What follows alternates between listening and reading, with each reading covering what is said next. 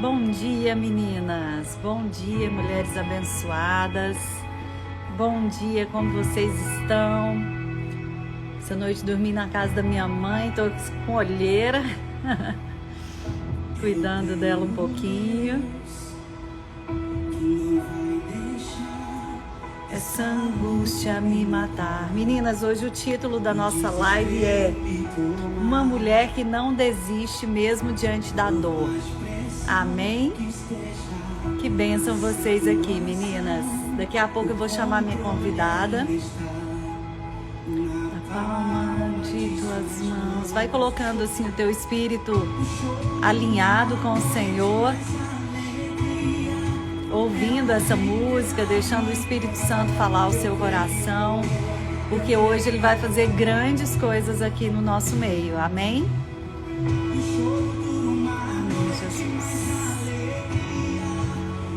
Vem pela manhã, eu creio. Amém, Jesus. Ainda que a figueira não floresça e não haja fruto na vide. Amém, Jesus. Senhor, nós declaramos que a nossa alegria está em Ti, Senhor. Nós declaramos, Jesus, que a nossa fé é maior, é mais forte do que qualquer emoção que nós podemos sentir, ó Pai. Amém, Jesus. Amém, Jesus. Amém, Jesus. Peça para o Senhor colocar a alegria dele no seu coração nesse dia. Talvez você esteja enfrentando aí muitas lutas, muitas dificuldades, mas você pode se alegrar no Senhor. Amém, Jesus. Amém, Jesus.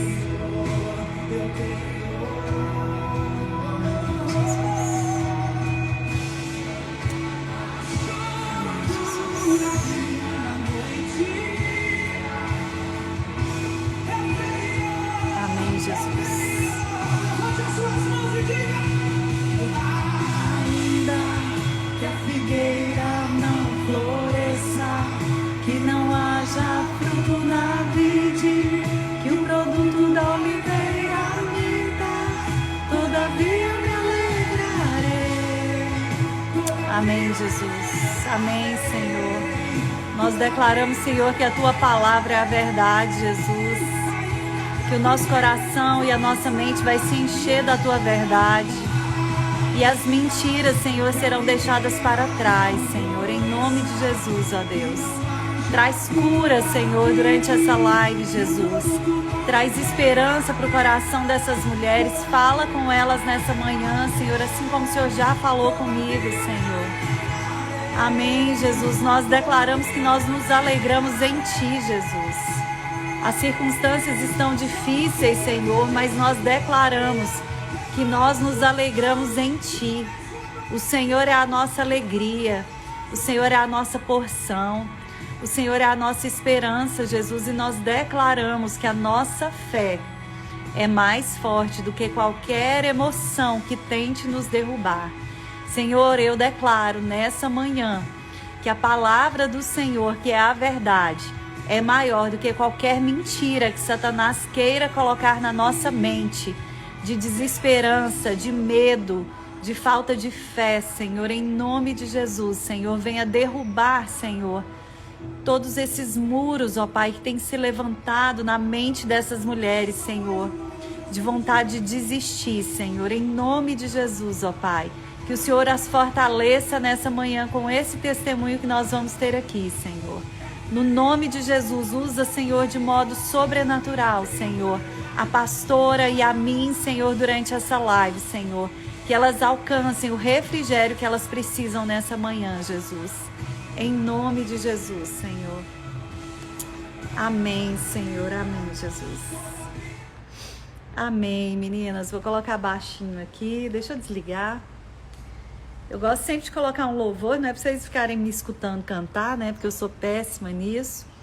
Mas eu creio, assim, que o Senhor, Ele é atraído, né? Para um local onde há louvor. E é engraçado, eu não consigo fazer minha live em outro cantinho que não seja aqui nessa varanda. onde eu me acostumei desde o princípio, né, a atrair a glória do Senhor aqui nesse cantinho, falando de Deus para vocês. Então é uma honra muito grande ter cada uma de vocês aqui comigo, viu, meninas? E eu vou chamar minha convidada. Deixa eu chamar aqui minha convidada. Peraí, deixa eu ver se ela já tá aqui. Glauca, se você estiver aí, já me dá um oi aqui, já me chama. Deixa eu ver. Deixa eu ver se vai dar certo aqui. Meninas, a pastora Glauca, ela tem uma história de superação dela, e ela veio aqui testemunhar isso, né? Eu sei que a maioria das pessoas que me seguem... Oi, pastora! Tudo bem? Tudo, minha linda, bom dia! Bom dia, que bênção receber você aqui, uma honra muito grande estar aqui com você, porque eu sei que Deus hoje vai encher o coração dessas mulheres de esperança. Geralmente as mães que me seguem, né, são aquelas mães que muitas vezes estão muito desgastadas com a luta. Eu falo muito aqui sobre filhos adolescentes, né, e a gente sabe que a juventude, a adolescência é um período que nós temos grandes desafios e eu fico pensando assim, eu falo, meu Deus, quantas histórias de dor eu escuto aqui, sabe? E realmente sou eu que respondo tudo, eu fico ali atenta, né, àquilo que as pessoas dizem, porque eu já estive nesse lugar de muita dor, e quando a gente está nesse lugar de muita dor, a gente tem muita misericórdia pelas pessoas, né? Então eu ouço aqui muitas histórias de dor, muitas histórias de Flávia, eu criei meu filho, a gente profetizava, a gente orava, a gente fazia isso, a gente fazia aquilo, e ele era um menino que sentia o poder de Deus nele, e agora não quer saber mais de Jesus, e eu já não sei, já não tenho mais palavras para orar por ele, né? Então, são esses relatos que eu tenho aqui. E eu sei que você passou por isso também. E eu quero que você fique à vontade, seja bem-vinda, viu? Aqui na minha casa, né? Tá bom? Então, meninas, eu já vou pedir para vocês, antes de eu passar a palavra aqui para a pastora, que eu falei, tadinho, não deixei ela falar nada. Mas eu quero pedir para vocês o seguinte, já vai mandando esse aviãozinho aí para outras pessoas. Vamos reunir mais mães aqui que precisam ter esperança. Eu sei que Deus vai colocar agora na sua mente a pessoa que você precisa mandar esse aviãozinho para ela, que de repente hoje acordou totalmente desesperançada. Vocês sabem o que é acordar, e eu sei também. Acordar, às vezes com taquicardia, às vezes angustiada, e a gente receber uma palavra da parte do Senhor. Então faz esse favor aí, né, para outras pessoas. Então seja bem-vindo e agora eu vou deixar você falar. Obrigada.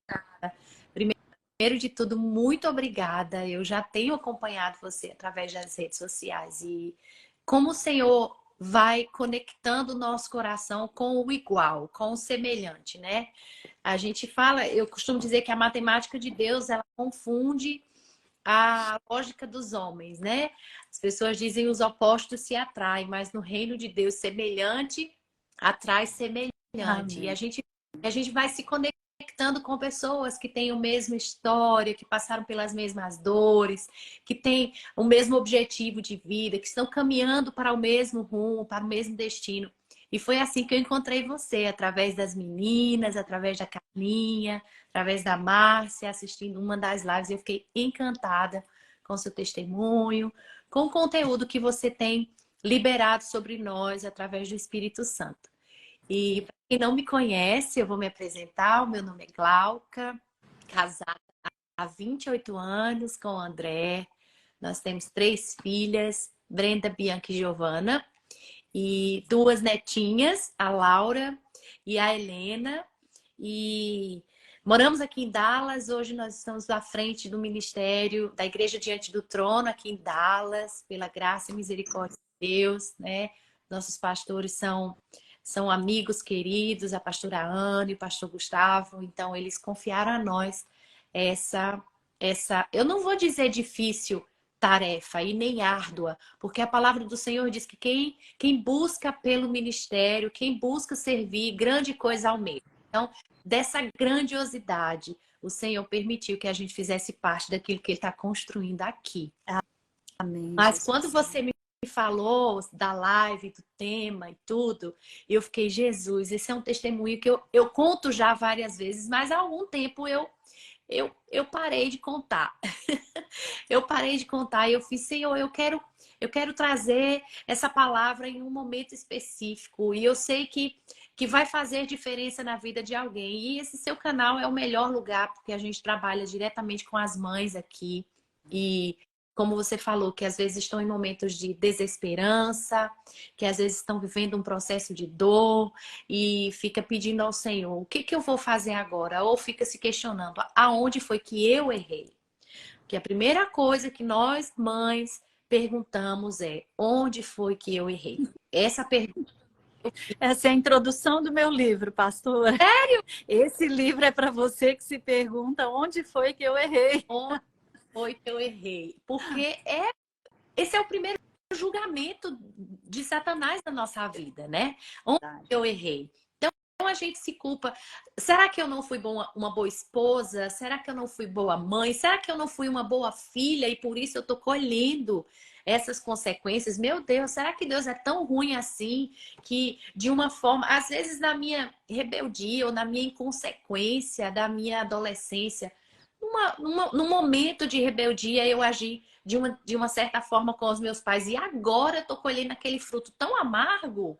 Será que é realmente assim que Deus trata a gente? E será que tudo isso é fruto da minha culpa, do meu erro? Ou será que Deus tem um propósito por detrás de tudo isso? Então, eu aprendi na dor que eu preciso não apenas entregar as minhas angústias, as minhas preocupações, como também a minha culpa. A Bíblia diz que ele levou sobre si todas as maldições. O castigo que nos traz a paz estava sobre ele. Então não tem castigo sobre mim. Não tem culpa sobre mim. Não tem. Deus levou, através de Jesus, toda essa culpa naquela cruz. Então, mãe, acalme o seu coração. Você não errou. Você não erra como mãe quando você quer o melhor para o seu filho. E em algum momento, por uma fase, por uma distração, no meio do caminho, ele decide fazer escolhas que não são as escolhas que você determinou para ele. Foi assim comigo. Eu queria, antes de falar um pouco do meu testemunho e basear o testemunho na palavra de Deus, porque eu costumo dizer que o meu testemunho pode inspirar vidas, mas é a palavra que vai transformar. Amém, Né? Jesus. Eu queria que você abrisse comigo, se você está em casa, e pode abrir comigo, Lucas capítulo 24. A ressurreição de Jesus. É um texto tão conhecido, né? A gente vê ali no finalzinho do capítulo 23, quando Jesus já havia sido morto, quando Jesus estava sendo sepultado, ali quando José de Arimateia pede o corpo de Jesus, faz assim, não, ele não vai ser sepultado num sepulcro qualquer, tem que ser num sepulcro, num túmulo virgem, assim como Jesus nasceu de uma virgem, ele vai ser enterrado num túmulo virgem. Então, não existem coincidências na Bíblia. Não existem. Existem propósitos de Deus. E havia um propósito para que Jesus fosse enterrado ali. E a Bíblia diz no finalzinho, né, do capítulo 23, que as mulheres foram ali procurar saber onde enterraram Jesus, porque elas estavam preparando especiarias, né, aromas para poder perfumar o corpo de Jesus.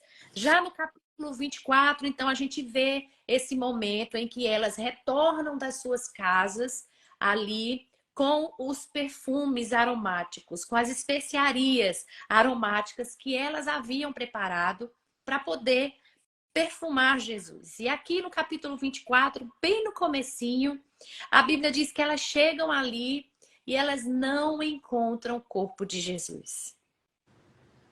O que eu acho mais interessante é que elas não desistem de procurar pelo corpo de Jesus. E elas permanecem ali, mesmo diante da dor, mesmo diante da incerteza, mesmo diante de uma interrogação. Aonde está o meu Senhor? Aonde foi parar a minha esperança? A minha esperança que morreu há 2 dias atrás, agora nem está mais diante dos meus olhos. Elas haviam se agarrado à esperança e elas pensavam assim: enquanto eu estou vendo o corpo de Jesus, mesmo que morto, aqui, eu vou alimentar a minha esperança. E ali, quando elas encontram diante daquele túmulo vazio, agora elas pensam: minha esperança morreu.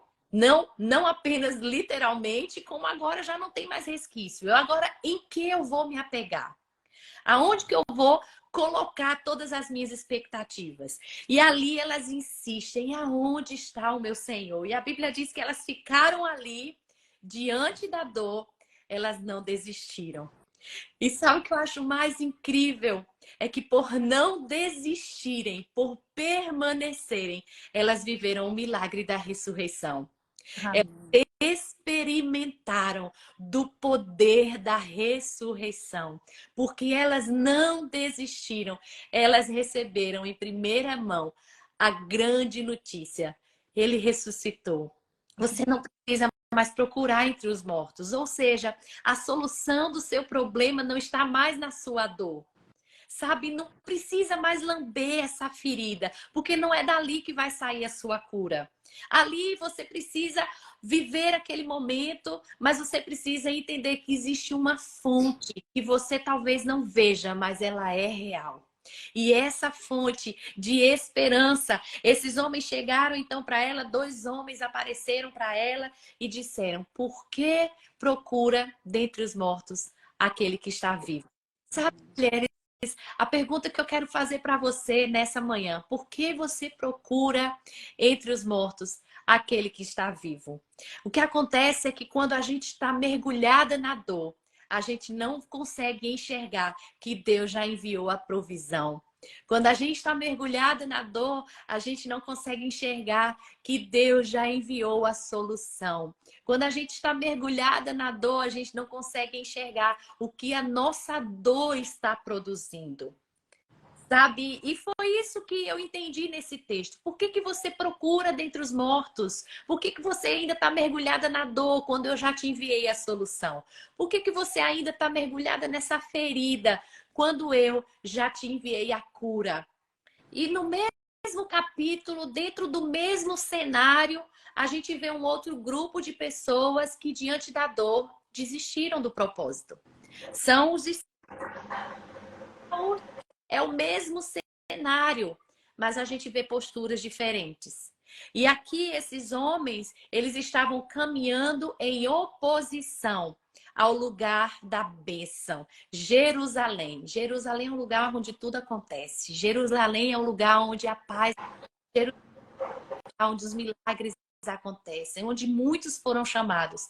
E ali, por perderem a esperança, mergulhados na dor, eles desistem de tudo e retornam ao seu lugar de origem, o lugar de onde eles saíram. O que eu entendo com isso: não volte para o lugar onde você orou para Deus te arrancar, mesmo a dor. E ali eles encontram com Jesus, sem saber quem Jesus era, e começam a falar. E o diálogo deles já não era mais como o daquelas mulheres. Aquelas mulheres estavam procurando Jesus, porque elas creram na promessa. Elas queriam encontrar: onde está o meu Senhor? Já o discurso daqueles homens era um discurso de frustração.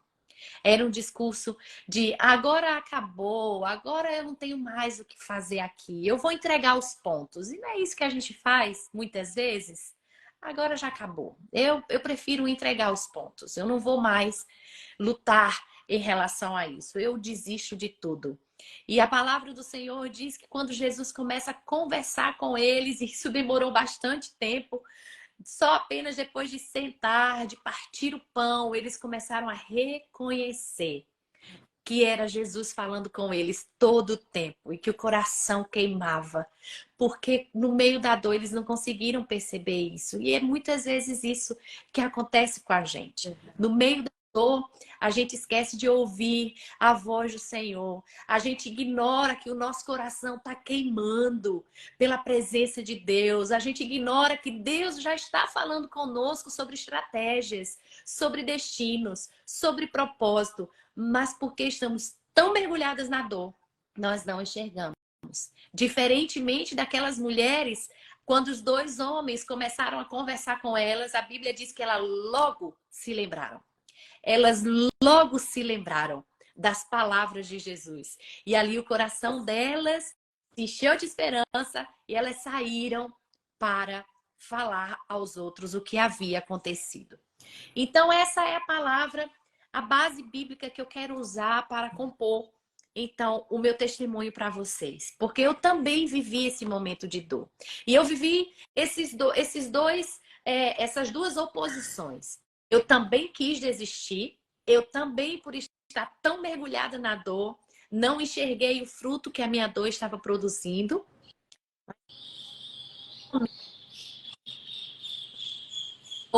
Ouvi o Espírito Santo. E foi ali que eu recebi a... Amém. Uai, pastora, deu uma interferenciazinha Oi. no som? É, mas agora voltou ao normal. Vamos lá. Mas Pode você... continuar. Pois, amiga.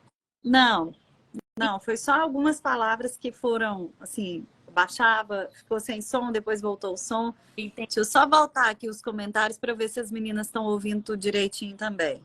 Fala aí. Eu não vou deixar os comentários, porque às vezes atrapalha um pouco aqui no seu rosto. Mas amém, pode prosseguir, vai dar certo.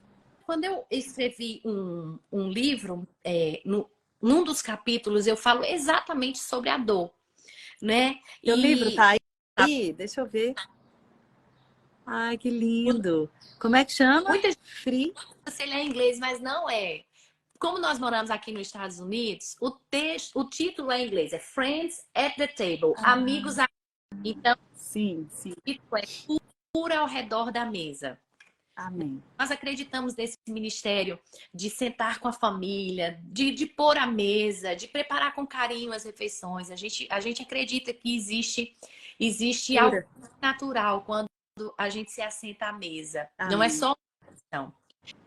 E em um dos capítulos desse livro, eu falo sobre o processo de nascimento da minha neta, né? E nós estávamos ali participando daquele momento tão esperado por todos. Mas voltando um pouquinho, antes da minha neta, né, ser concebida, antes dela chegar, depois que nós estávamos aqui nos Estados Unidos por volta de 3 anos, a minha filha, ela tinha na época 20 anos, estava noiva, tudo certo, noiva com, nossa, uma pessoa maravilhosa que nós amamos até hoje, mas que em um determinado momento ela simplesmente fugiu de casa. Fugiu de casa, abandonou tudo, abandonou inclusive a vida dela com Deus. Ela passou por momentos bem difíceis. Ela fez uma live há pouco tempo falando sobre o que ela viu e o que ela passou de estar se relacionando com pessoas que não eram pessoas que a gente queria que ela se relacionasse naquele momento. Então ela foi muito seduzida às drogas, às bebidas, a ambientes que não eram ambientes onde ela foi criada. E aquilo tudo mexia tanto com o meu coração, porque eu via a transformação da minha filha. A nossa filha, ela sempre foi uma menina muito meiga, muito doce, muito família. E ela sempre foi muito carinhosa, de muito beijo, porque nordestino é muito grudado, né? Nordestino é maninha, painho, é uma coisa diferente. Nordeste, não que nas demais regiões não tenha. Mas o goiano também é bem carinhoso. Eu acho que o brasileiro, de uma forma, fora aqui, fora do Brasil, a gente vê a diferença de culturas. Então, eu comecei a perceber que ela foi se distanciando, que ela não era mais aquela menina tão meiga, ao ponto da gente dar um beijinho nela, que ela fazia assim, ó, para com isso, que coisa chata. Então, ela começou a ter comportamentos muito arredios, muito rebeldes, até que ela saiu de casa. Nós ficamos dias sem saber onde ela estava, o meu coração ficou muito, muito apertado, porque eu não tinha notícias dela. Até na época eu fiz uma live. Se você sabe onde está minha filha, me fala, eu só queria saber onde ela estava. Eu não estava preocupada com. Eu não estava preocupada Sua assim, queria reputação. saber aonde ela estava, para saber que ela estava bem. E eu não tinha resposta, Flávia. Então foram dias assim, noites que eu não conseguia dormir, noites que dias que eu não comia, dias que eu não tomava banho, essa palpitação no coração que você falou. E as acusações do diabo, porque quando nós viemos do Brasil, nós viemos como líderes de jovens de uma igreja que estava em ascensão. O ministério estava crescendo muito, a juventude num crescimento exponencial, e a gente trabalhando aquilo, nós sempre trabalhamos com jovens, e eu sempre dizia assim, Deus, para o mundo eu não perco, para o mundo eu não perco. E o diabo começou com a acusação, tá aí, você não é líder de jovens, como que você não consegue lidar com sua própria filha? Como que você vai liderar uma igreja? Não apenas o diabo, mas outras pessoas também. Porque, meus O queridos, diabo usa, embora né? a nossa luta não é contra a carne ou sangue, mas ele usa, né, carne e sangue para nos acusar. Então, assim, acusações, vocês erraram, foi a educação e foi a superproteção. Então, eram tantas informações e ali eu concebi aquela culpa. E por um minuto eu quis morrer, porque é muito difícil, sabe, Flávia? Eu aprendi muito nesse processo de dor. Eu falo para Deus, eu digo assim, meu Deus, eu não tenho coragem de julgar uma mãe. Eu não tenho coragem de julgar uma mãe. Antes de eu passar por esse processo, uma mãe estava vivendo a mesma coisa. E eu fiz assim, meu Deus, eu acho que se eu passar por isso, eu morro. Mas sabe, o que eu aprendi com isso é que quando nós, antes da gente viver o processo, a gente vai achar que a gente vai morrer, a gente não acha que tem capacidade de passar. No meio do processo, a gente tem certeza que vai morrer. Afogada. Porque eu tinha certeza que eu ia morrer. Eu não só tinha certeza como eu queria morrer. A dor era muito grande. E dor não se compete, dor não se compara, dor sente. Ah, mas pastora, você viveu isso? É porque você não perdeu um ente querido. A dor do luto, a dor da perda de um bebê, a dor de uma mãe que está sofrendo a rebeldia de um filho, a dor de uma mãe que perdeu um filho, são dores e elas não se comparam. E eu acredito que quando a gente aprender a respeitar a dor do outro, a gente vai aprender a não comparar a dor. Naquele momento que aquela mulher estava vivendo aquilo, eu digo, meu Deus, eu acho que eu morreria, eu não tenho estrutura para viver isso. Para que eu fui falar isso? Porque meses depois eu estava enfrentando a mesma situação. E no meio do problema, eu lembrei das minhas frases e eu disse assim, Senhor, realmente eu não tenho estrutura. Flávia, eu tomava remédio para dormir e chegavam dias de que aqueles remédios não faziam mais efeito. Então eu tinha que aumentar a dose. E tudo que eu queria era dormir até o dia dela voltar para casa. Eu queria dormir e acreditar que aquilo era só um sonho, que eu não estava vivendo aquilo de verdade. E eu tinha uma filha, na época a Gigi tinha de 2 para 3 anos, hoje ela tem 10. Eu tinha adolescente e eu mergulhei na minha dor. Eu entrei de cabeça. E Giovana pedia, mamãe quer gagal, mamãe quer gagal. Gagal é um mingauzinho, né? A gente fala gagalzinho. Mamãe quer gagal, mamãe quer gagal. É o leitinho. E eu dizia, meu Deus, eu não posso nem ter depressão nessa casa, Senhor. E eu chorava e aquilo me irritava. E aí eu dizia, mas ela não tem culpa. E eu me levantava, fazia, e Bianca era a do meio, ela voltava, ela saía e voltava, e ela me encontrava na mesma situação. Até que um dia ela chegou na cama para mim e ela fez assim, mamãe, você precisa reagir, mamãe. Não é porque ela saiu de casa que a sua vida acabou.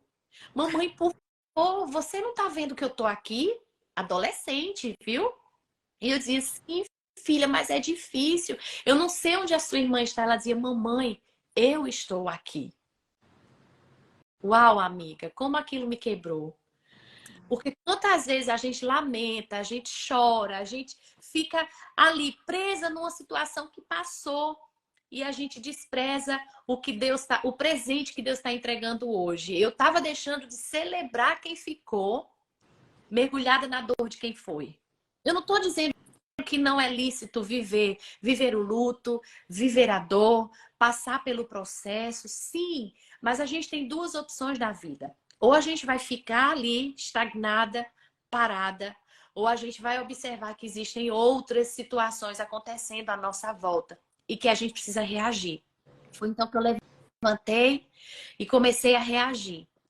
E aí, pouco tempo depois disso tudo, durou mais ou menos, para eu saber onde ela estava, deve ter durado mais ou menos uns 20 dias. Mais de... Meu Deus, eu pensei que era questão de 3 dias, amiga.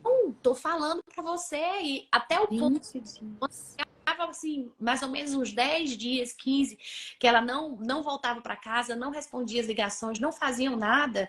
Eu pensava comigo, eu disse, olha, se eu tô tomando um remédio, eu tô dormindo 10 horas, se eu tomar 2 comprimidos, eu durmo mais, se eu tomar 3, eu compro mais, se eu tomar... E se eu tomar a cartela toda? Olha como o diabo é sujo. Eu pensava em tomar a cartela toda ao ponto de eu não acordar mais. Porque duas coisas eu pedi a Deus. Ou que eu não acordasse nunca mais, ou seja, eu pedi para morrer, né? Foi uma caverna de sepulcro. Eu costumo dizer que existem duas cavernas na nossa vida. São as cavernas que nós entramos e são as cavernas que Deus nos leva. Então, tem cavernas que são úteros e que tem cavernas que são sepulcros. A caverna que Elias decidiu entrar era uma caverna de sepulcro, porque foi ali que ele pediu para morrer. Mas a caverna que Deus direcionou Davi para entrar foi uma caverna de útero, porque foi ali que Deus conectou Davi com o destino dele. Amém, Jesus. Eu estava vivendo era uma caverna de sepulcro, porque foi uma caverna que eu entrei, porque a caverna que Deus nos leva nunca é para nos matar. Nunca. A caverna que nós entramos, elas sim podem nos matar. Mas Deus é fiel e Ele é poderoso para nos resgatar com sua poderosa mão. E foi isso que Ele fez comigo. Passado esse processo, dias depois, ela vem, entra em contato, a gente conversa. Nunca voltou para casa porque eu comecei a fazer ameaças com aquele grupo de pessoas que ela estava morando, dizendo: olha, se você não vier morar aqui, eu vou ligar para a polícia, eu vou fazer isso. Você é de menor, você não pode estar fora de casa. Então, ela voltou para casa. Com poucos dias, ela fez 21 anos. No dia do aniversário dela, saímos para celebrar. Quando a gente voltou para casa, a mala dela já estava pronta e ela disse: agora ninguém me segura. E nunca mais voltou. Dali, ela encontrou, né, uma pessoa, ela casou e aí ela engravidou. Meu Deus, Flávia, Meu Deus. quando ela Que deu a, turbilhão de quando emoções, né? Que ela, turbilhão. quando ela deu a notícia que estava grávida, eu fiz, pronto. Agora, se não tinha mais jeito, agora acabou tudo. Porque não tem como, né? Um filho é para a vida toda, é um vínculo que fica. E ali eu me entrei no desespero, eu não quis aceitar, eu fiquei relutante, eu fiquei muito na defensiva, eu não quis participar muito de muita coisa, embora a gente faz, mas o meu coração não estava ali. E até que chegou o dia da minha neta nascer, e é onde eu relato esse episódio aqui no livro. Uma das frases que mais me impactou e foi ali que começou o meu processo de cura foi na sala de parto da minha filha, né? Quando ela estava sentindo muita dor, mas ela não conseguia fazer o processo de contração de Expulsão. E antes ela tomou a injeção da Laura de anestesia, mas a primeira vez não funcionou. Por isso ela continuou sentindo dor. E num momento de dor, ela prendeu a respiração e a enfermeira chegou e viu que ela estava fazendo tudo errado. E a enfermeira olhou para ela e fez: não lute contra a dor. E eu fiz: meu Deus, não lute contra a dor. E a enfermeira fez: quanto mais você lutar contra a dor, quanto mais você adiar esse processo, mais a sua filha vai demorar a nascer. Nossa, É isso que eu tô que fazendo. Eu tô lutando contra um processo, eu tô resistindo a uma situação. A minha neta tá prestes a nascer e eu tô prendendo a respiração. Porque eu não quero viver esse processo. Eu não queria viver aquela dor. E ali ela disse: respire com calma e viva o processo. A enfermeira falando, parecia que era o Espírito Santo na minha frente, ministrando ao coração. Eu olhando tudo aquilo, minha filha com dor e o Espírito Santo ministrando ao meu coração. E aí, depois, né, de todo o processo de dores, de contrações, minha neta nasce. Quando minha neta nasce, ainda assim eu resisti. Ainda assim eu resisti. Eu olhava para aquela criança e eu dizia: meu Deus, eu não acredito. Não era eu não acredito que eu sou avó. Eu olhava para ela e eu falo isso com muito temor, mas eu olhava para ela e dizia assim: ela é fruto da minha dor. Então eu sabia que todas as vezes que eu olhasse para ela, eu ia me lembrar de tudo que eu vivi e aquilo não estava me trazendo alegria. Aquilo não estava me trazendo contentamento. Porque a lente que eu estava olhando para, assim, uma das maiores bem-aventuranças da vida de um ser humano, eu estava olhando com a lente da dor e eu não conseguia enxergar o presente que Deus estava me entregando. Porque, como aqueles homens no caminho de Emaús, eu me entreguei à dor. E eu estava caminhando no caminho oposto da 15, 14 dias, 14, 15 dias, ela passou o resguardo na casa dela, até que ela bateu na minha porta de madrugada. Dificilmente eu pegava ela no colo, a Laura, dificilmente eu pegava, como toda avó coruja faz, né? Dificilmente eu fazia tudo, porque não estava nos meus planos. Tava tudo errado. Para mim, tava tudo errado. Tava fora dos meus planos, fora daquilo que eu desejei, fora do meu cronograma, tava tudo errado. A maneira como ela veio, a forma como tudo aconteceu para ela chegar. Então eu não vivi todo aquele encanto. Até que ela veio dormir lá em casa, disse assim: mamãe, eu posso dormir aqui? Tem 14 dias que eu não sei o que é dormir. Então eu preciso de ajuda. Porque eu disse: eu não vou dormir na sua casa. Não quero ir para sua casa. E eu fui muito. Eu sei que Deus estava tratando comigo. Hoje eu olho para trás e eu sei que eu não agiria daquela forma. Mas foi necessário. E aí ela dormiu lá, ela disse: mamãe, essa menina não dorme, ela nunca dorme. Nunca. Ela não dorme 2 horas. Então eu não sei o que fazer. Eu fiz, então, já que você vai dormir aqui, por hoje, a gente vai dar uma formulazinha para você descansar e você produzir mais leite para poder alimentar sua filha. Minha mãe estava lá, minha sogra estava na minha casa, meu esposo. E aí ela disse assim: a senhora pode segurar ela para mim, por favor, para eu tomar um banho e depois eu vou dormir? Não queria. E eu olhava assim e digo: filha, pede para sua avó, pede para seu pai. E o André fez: filha, segura, ajuda ela um pouquinho, enquanto ela toma banho. Minha mãe não é vó, é tia. Minha mãe, ela fala assim: não nasci, eu sou tia, eu não sou vó. Então ela não fica acordada com o neto, ela não faz nada disso. Ela curte ali aquele momento, mas ela não é muito vó, não. E foi pro quarto, foi dormir. Minha sogra, minha mãe foram dormir e minha filha foi tomar um banho para ir dormir e me entregou a Laurinha. Flávia, eu peguei a Laura, coloquei aqui no sofá mesmo. Fiz assim, ó. Igual quando a gente faz com os nossos filhos, né? Coloquei aqui e ela ficou aqui. E eu ficava lá, eu olhava para ela assim, eu dizia: meu Deus do céu, o que é que essa menina tá fazendo no meu colo? Porque ela é da minha dor. Eu olhava para ela, as lágrimas desciam. Eu chorava tanto que eu não queria estar segurando aquela criança. Eu chorava muito. E aí, quando ela estava tomando banho, antes do banho terminar, a Laura adormeceu. E a Laura dormiu aqui, e quando a Brenda saiu, a Brenda: ué, já dormiu? Eu fiz: filha, dormiu. Você quer levar ela? Eu fazia assim, ó. Você quer levar ela? Brenda: mamãe, por favor, a senhora pode dormir com ela? Ou, cada vez que ela me pedia para ficar um pouquinho mais com aquela criança, eu sabia que Deus estava produzindo algo em mim. Mas eu não queria, e doía muito.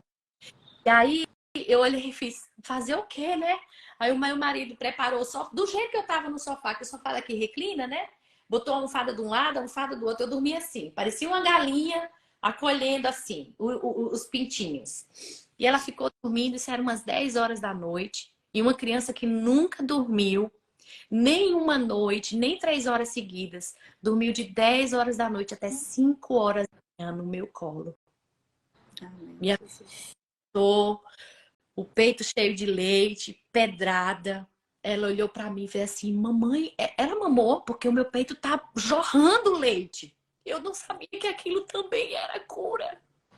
Porque todo aquele processo foi difícil também pra ela, sabe? Ao mesmo tempo que eu tava sendo curada, o leite estava sendo produzido nela. Eu disse: não, filha, ela não acordou nenhuma vez. E ela fez: mamãe, eu vou aproveitar que ela tá dormindo, eu posso comer alguma coisa? Eu vale, filha, pode, vai comer. E o meu marido olhou pra mim com muita sabedoria, ele fez: você sabe o que tá acontecendo, não sabe? Aí eu fiz: não, nem sei, nem quero saber. Já sabia, mas eu tava ainda resistente. Ele fez: filha, Deus tá te curando. Eu fiz: mas eu não quero essa cura. Eu não queria. Eu não queria viver aquilo. E você ama a Laura? Eu fiz: não, porque eu não amo. Eu amo. Você precisa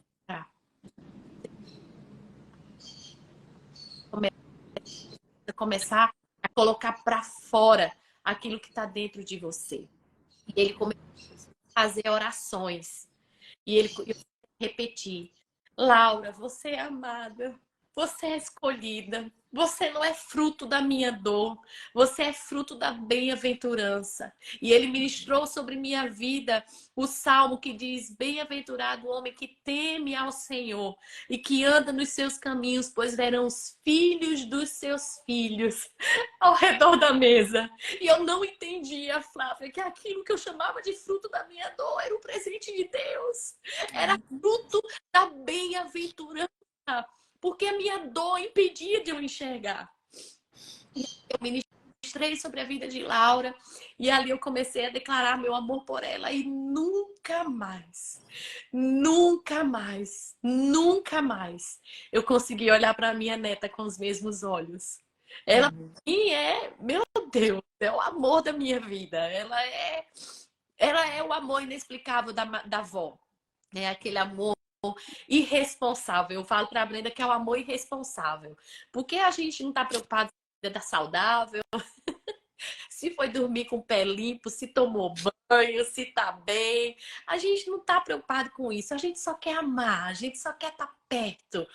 E quando eu fui curada daquele processo que eu vivi lá atrás, aí eu pude entender que se eu prendesse a minha respiração, se eu lutasse contra a minha dor, eu jamais iria desfrutar do fruto da bem-aventurança. Então, esse é muito diante disso que eu vivi. E ali eu falo do Senhor mesmo diante da dor, mesmo sabendo que estava difícil. O Senhor não me deixou desistir, mesmo eu querendo desistir, mesmo entrando nessa caverna com os meus pés. O Senhor comigo como o Senhor fez com Elias. Ei, Elias, sai para fora. Foram seus pés que te levaram para dentro da caverna? É com os mesmos que você vai sair. Porque foi assim que Deus fez com Elias. Elias entrou porque quis e Deus disse assim: agora você sai, que eu não vou entrar aí não. Não mandei você entrar, não entro com você. E fora, no lugar que eu te ordenei, eu vou falar com você. Foi isso que Deus fez comigo. Eu ainda dentro daquela caverna, com Laurinha aqui no meu colo. Foi com o André, era como se o meu esposo ali, sacerdote da minha casa, era Deus falando para mim: sai dessa caverna, porque eu vou falar com você fora do ambiente da sua dor. Eu vou falar com você fora do ambiente do seu trauma. Eu vou falar com você fora do ambiente da sua ferida. E ali Deus começou a me tratar, começou a falar comigo. E é aí, hoje eu vivo não apenas essa dádiva de ser avó da Laura, como também a dádiva de... E hoje eu olho e minha maior alegria é ver os filhos dos meus filhos ao redor da mesa. Da Por isso mesa. Que lindo. eu te chamo Meu para ao Deus. redor da mesa. Minha amiga, que testemunho. Eu pensei que sua filha tinha ficado desaparecida 3 dias, uma rebeldia de adolescente. Eu não sabia de todo o processo. Que banquete que Deus nos deu aqui hoje, sabe? Assim, foi muito, muito lindo tudo que Deus foi ministrando aqui ao nosso coração. E hoje de manhã, quando eu estava orando, Deus me deu 3 comandos. Que eu falei assim, Senhor, eu vou passar para essas mulheres esses 3 comandos do meio da dor. Porque a dor, né, às vezes parece que ela vai realmente matar a gente entra nessa caverna, mas na hora que nós saímos da caverna, muita gente sai de dentro dessa caverna também. Às vezes é a libertação que você precisa deliberar sobre a sua própria vida. Porque eu vejo assim, né, que tudo é um processo de cura para nós mesmos, né? As dificuldades que nós enfrentamos com os nossos filhos, às vezes no casamento, e aí Deus me deu 3 comandos nessa manhã, que foi assim, ó, olhar fixo no Senhor, coração ardente e obediência cega. 3 comandos, olhar fixo no Senhor, coração ardente pelo Senhor e obediência cega, porque Ele quer produzir em nós a alegria que só vem dEle, a esperança que só vem dEle. E aí eu tô estudando sobre os sofrimentos humanos, né? E daí eu peguei assim, anotei de um livro que eu tô lendo, que fala que as provações, elas acarretam 3 benefícios para nós. 3 benefícios, não é para nós não, para o reino. Distinguir o falso do verdadeiro, porque na hora da dor é exposto aquilo que era feio dentro de nós, né?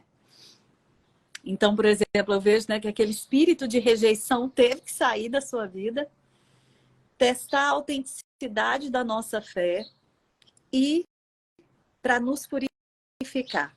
Porque o ouro, quando ele é purificado, só sobra aquilo que é puro, né? Aquilo que é a sujeira vai embora. Então, que nós tenhamos aí essas 3 premissas, né, que estão na palavra de Deus. Por que nós passamos por sofrimento? Por que às vezes nós passamos por coisas que nós não estamos esperando, por coisas que nós às vezes não plantamos, não planejamos, mas existia um propósito muito maior. Talvez o propósito seja estar aqui hoje curando a vida de 470 mães que estão nos escutando, né? Que estão nesse momento, às vezes, dentro da caverna. E aí, ao que Deus estava falando ao meu coração também. Como que vai manifestar a glória de Deus? Porque quando você fala que você ama a Deus acima de todas as coisas, você nunca viu Deus, você nunca viu a face de Deus, você ama alguém que você não consegue provar para os seus filhos que ele existe.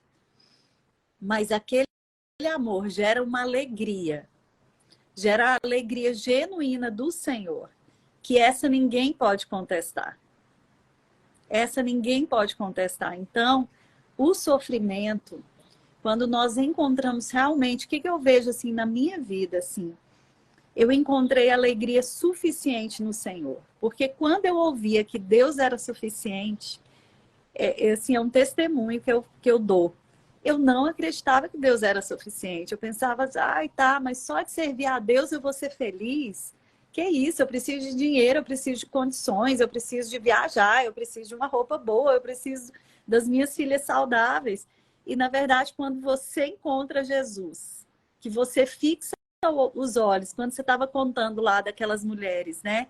Elas voltaram para ver Jesus, elas queriam fixar os olhos delas em Jesus.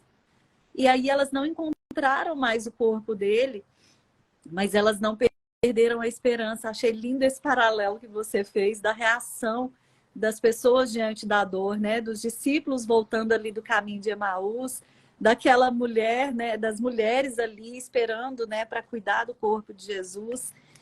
E aí, né? Deus me levou a um texto também em Oséias que eu achei tão lindo. Esse texto eu li ontem e reli ele agora de manhã. e achei tremendo. Eu falei, gente, eu quero trazer esse texto aqui para nós. Olha só que coisa mais linda. O contexto ali de Oséias, né, era um contexto de desobediência, de prostituição, onde a religião era adaptada ao gosto do freguês, ao gosto das pessoas, elas faziam o que elas queriam, elas prostituíam, né, Deus. Então, assim, era como se Deus tivesse que ser escravo delas e não elas servas de Deus. E aí, né, no último capítulo, o Senhor traz uma revelação aqui poderosa para nós que eu quero ler com vocês. Olha o que ele diz, meninas. Vou curar sua desobediência. Vou amá-los generosamente. Aqui ele fala, né, que ele está removendo a ira do coração dele contra aquele povo desobediente, contra aquele povo que estava se prostituindo. E olha só, a promessa. Isso daqui é promessa, gente, de Deus para nós. Vou amá-los generosamente. Oséias 14, 4 a 9, que eu vou ler, tá? Eu tô lendo na Bíblia a mensagem, então ela é um pouquinho diferente. Mas olha só. Minha raiva já passou. Vou providenciar um novo começo com Israel. Ele vai irromper como lírios na primavera. Aí eu peguei o que acontece com os lírios na primavera. Os lírios, eles permanecem na água durante todo o inverno. O que é a água na Bíblia, né? São as fontes, né, do Senhor Jesus. Então, durante o inverno, durante as dificuldades, o lírio está imerso nas águas.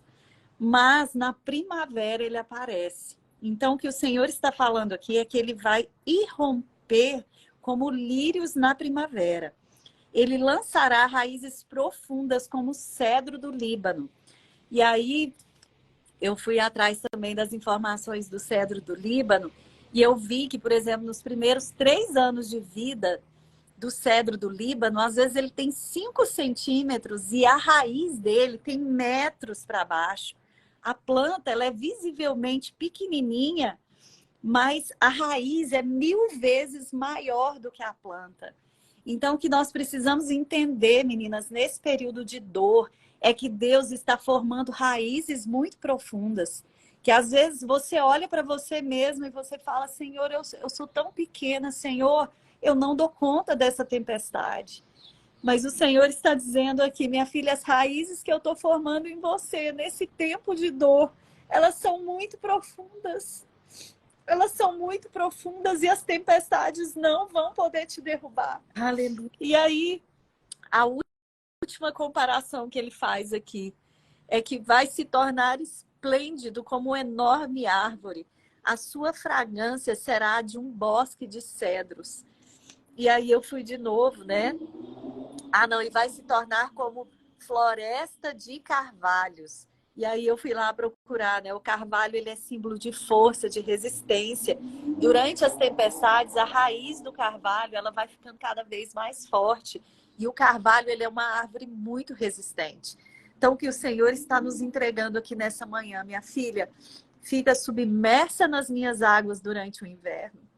Porque eu estou fazendo as suas raízes profundas, de modo que nenhuma tempestade vai te arrancar do lugar onde eu te plantei. E sabe, e o Senhor deixa aqui uma instrução no último capítulo. E ele fala assim, ó, se vocês quiserem viver bem, esforcem-se para entender tudo isso. Se vocês sabem o que é bom para vocês, vão saber isso na teoria e na prática. Os caminhos do Eterno levam até onde vocês querem ir. Quem vive de forma correta anda neles com facilidade. Quem vive de maneira errada está sempre cambaleando e tropeçando. Nós não vamos permanecer cambaleando e tropeçando. Se tem alguma mulher aqui nessa manhã que está cambaleando e tropeçando, o Senhor está dizendo para você nessa manhã, Ele quer deixar suas raízes fortes. E aqui por último, Ele fala, a partir de agora, eu respondo a eles e os satisfaço. Olha o que eu estava dizendo. Há satisfação no Senhor. Você pode se satisfazer no Senhor. No meu livro eu falo isso. a gente pode chorar, a gente pode clamar, a gente pode lamentar aos pés do Senhor. Mas se tem algo que eu aprendi, é que Ele ordena que a gente tenha alegria nele. Amém. Então, nós não podemos ficar afundadas na dor. Nós podemos ter alegria nele, no meio da dor. E aqui ele fala: então, a partir de agora, eu respondo a eles e os satisfaço. Sou como árvore frutífera, exuberante. Tudo de que vocês precisam pode ser encontrado em mim. Glória. O Senhor está sendo claro nessa manhã para você. Você que pediu uma resposta para o Senhor. Ele está dizendo aqui para você: tudo que você precisa, minha filha, está em mim. Essa dor não vai te sufocar. Essa dor não vai te matar. Você vai sair da caverna assim como a Flávia saiu, como a Glauca saiu. Ambas passaram por processos diferentes, né? Por processos de dor, de quase ver, né, as filhas perdidas, né? Dentro de um caminho que elas não escolheram. Mas permaneça na minha água durante o inverno, que você tem tudo que você precisa em mim. Então, nós podemos fixar aqui, ó, os nossos 3 comandos para esse dia de hoje. Meninas, eu vou colocar os comentários aqui e eu quero que vocês anotem aí, ó, esses 3 comandos que o Senhor está nos dando essa manhã. Olhar fixo no Senhor, coração ardente pela presença de Deus. Obediência cega. Amém. Se eu posso, Flávia, liberar uma palavra para as mulheres, é que o fruto da sua dor é um fruto geracional. É por isso que é tão profundo. Que é como a Flávia falou, né? As raízes, quanto mais profundas, mais fortes são as árvores e mais doces são os frutos. Aqui a gente leu em Oséias, né? Um povo que de tamanha corrupção, de tamanha perversão, aquele povo ali, Deus mesmo aprofundar suas raízes. E aprofundar raízes dói, não é fácil, não é um processo fácil. Uma curiosidade, esse final de semana eu também preguei na igreja e mencionei os cedros do Líbano. E o cedro do Líbano é a árvore mais forte e mais resistente da região. É a maior. É tanto que em Isaías, Deus compara o cedro do Líbano como orgulhoso, de tão imponente que ele é. Mas trazendo por uma conotação boa de Oséias, os frutos, né, dessa dor é um fruto geracional, de raízes profundas, de árvores fortes, de mulheres fortes, né? Eu nunca mais saí a mesma pessoa, eu não sou mais a mesma pessoa. Eu olho assim e falo assim, para me derrubar tem que ser um vento muito forte.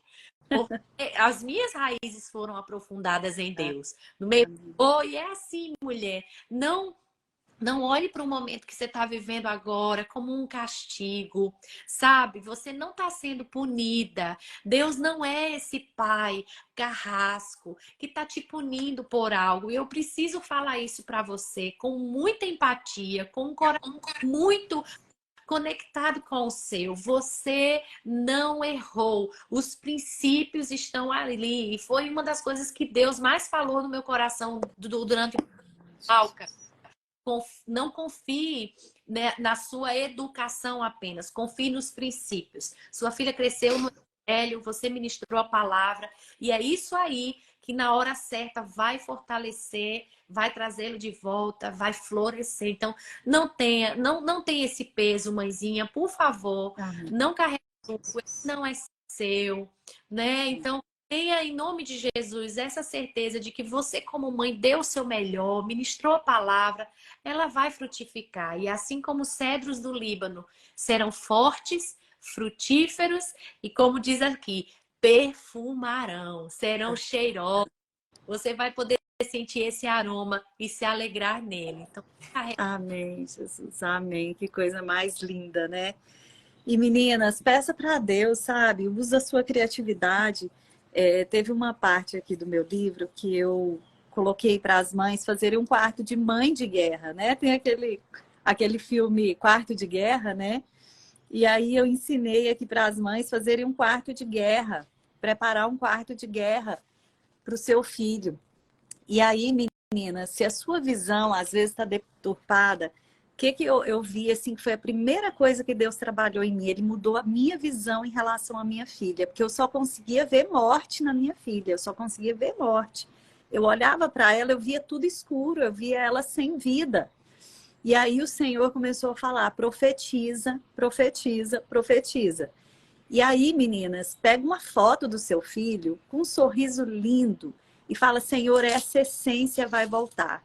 Senhor, a essência da alegria vai voltar sobre a vida do meu filho. Tudo que eu estou vendo morto agora vai virar vida, porque o Senhor vai colocar a tua mão. Senhor, eu encho o meu coração com a tua esperança. Sabe, começa, pega essa foto, não estou falando de nada místico, não, mas pega essa foto para você se lembrar de como Deus criou o seu filho, porque ali na infância, né, é a hora que eles estão sem reservas, né, sem medo. É tão bonito a gente ver uma criança, né? É tão gostoso conviver com uma criança. Pega uma foto dele pequeno, com um sorriso lindo e fala, Senhor, essa é a essência que o Senhor colocou no meu filho. Senhor, esse sorriso que eu não vejo mais, eu vou ver. Senhor, eu vou ver um novo tempo na minha casa. Vai mudando a sua visão, porque isso vai te fortalecer. Amém. Porque o que acontece? Se você fica imersa na dor e você só ora a dor, você só conta para Deus a sua dor, isso não vai produzir em você força, isso vai te enfraquecer ainda mais. Flávia. Mas se você pega a palavra e fala a palavra da verdade, pronto, daí você vai sair fortalecida dos seus momentos de oração. Verdade. A moça chamada Tati que tá falando, meu Deus, a minha filha é Brenda, e ela tá vivendo exatamente isso. Essa situação.